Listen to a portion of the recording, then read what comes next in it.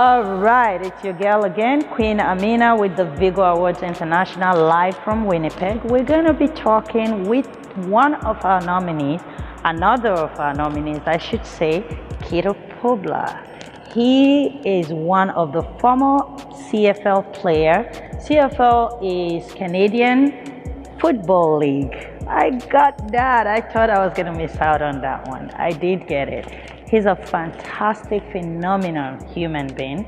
And I was talking to him off camera, and now we're going to bring him on camera. So I hope you are tuned and ready to listen to this amazing guy.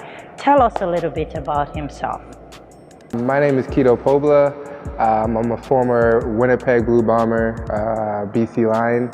I now am a mentor for youth across the city of Winnipeg, and we have different programs that we help kids from inner city and leadership programs.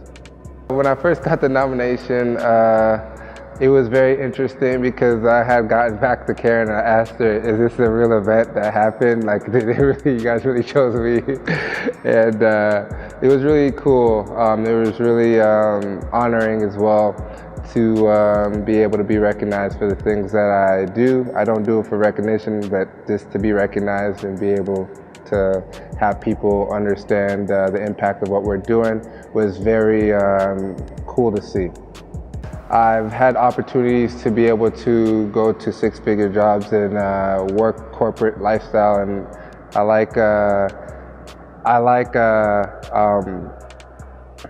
like to basically be able to work for myself, and also while I'm working for myself, empower those so they can empower others. And I do have my own businesses that I do with other people as well, but my passion is giving back to the kids, and it's something that I love to do so much. So yes, I do have my master's, and yes, I've developed programs, but I've tried to develop programs that help enable others to be able to enable others.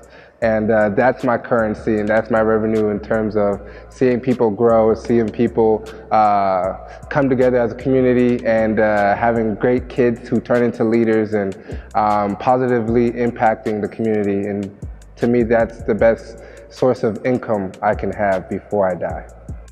It's not easy to make change. You know, in today's society, everybody is very adapted and I guess somewhat desensitized to positivity because of how much things that are going on in the media nowadays. Everybody's just more prone to actually seeing the negative side of things, and to be able to give a child some light and some encouragement and inspiration to be able to show them something different has definitely been a motivation of mine, and not only myself, but the people I've surrounded myself with.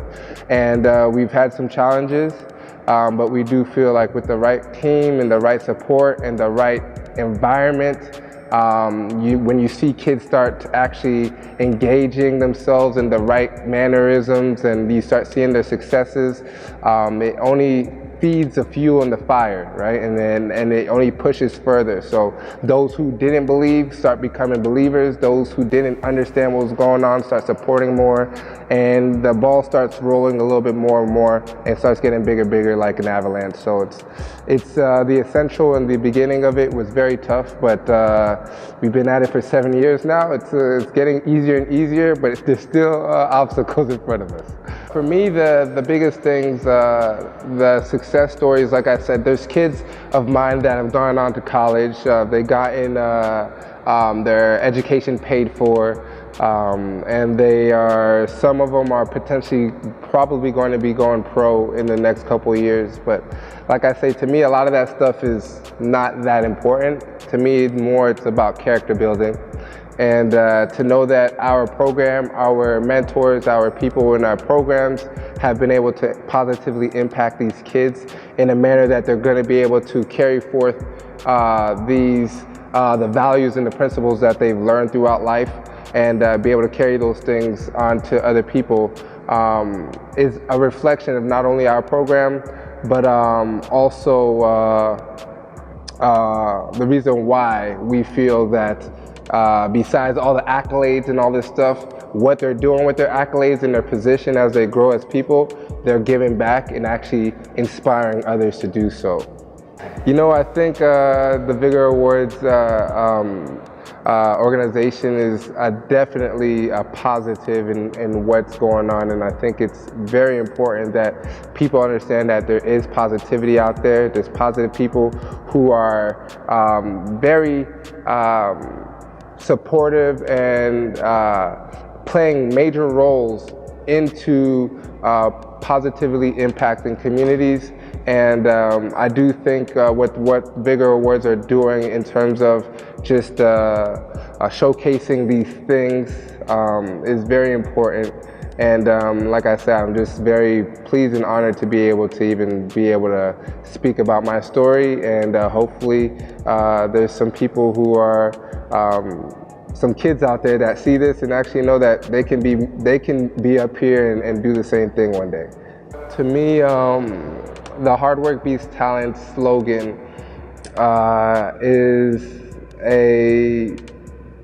I think I've not always been the smartest kid. I've not always been the most talented kid. I've not always been the best at whatever I was doing. And to me, with persistence and a hunger to learn and a hunger to also just be the best I can be every day, better than I was yesterday.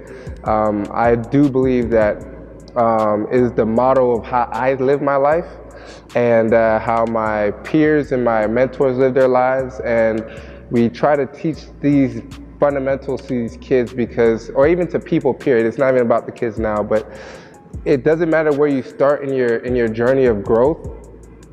All that matters is that you start.